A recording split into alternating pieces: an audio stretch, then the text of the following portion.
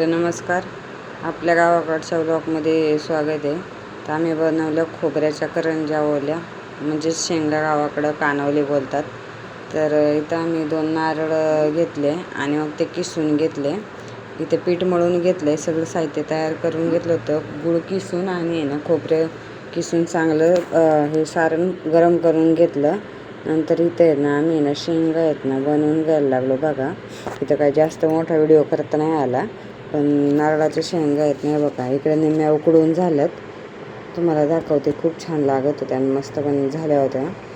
तर इकडं हे दाखवते, ते निम्म्या बनवल्या आम्ही अशा पद्धतीने आणि बाकीच्या निम्म्या उकडून घेतल्या बरं का. खूप छान लागतात करंजीपेक्षाही. ओल्या नारळाच्या करंज्या म्हणजे काही लोक तळून खातात, पण तळून छान लागत नाही, पण उकडून छान लागतात. तर व्हिडिओ आपला आवडला तर नक्कीच लाईक, शेअर, सबस्क्राईब करायला विसरू नका. आपला व्हिडिओ शेवटपर्यंत बघा, म्हणजे तुम्हाला नक्की समजेल की गावाकडचं कसं काय असतं, कसं काय नसतं. त्यानुसार हा आम्ही व्हिडिओ बनवलेला आहे. तर आपल्याकडे जास्त काही क्लिप्स नव्हत्या काढलेल्या, तर जेवढ्या होत्या तेवढ्याच ॲड केल्या. तर धन्यवाद.